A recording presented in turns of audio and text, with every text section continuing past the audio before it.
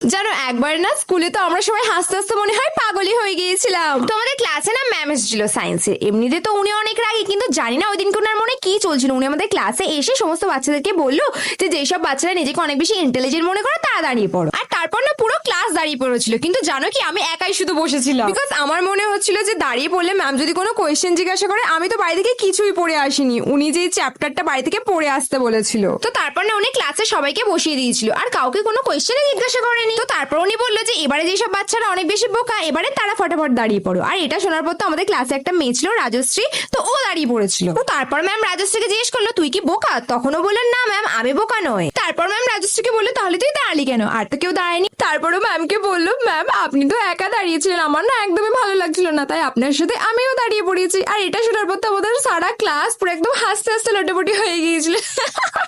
By the way তোমরা আমাকে কমেন্টে বলো যে তোমাদের স্কুলে সায়েন্সের টিচারের নাম কি?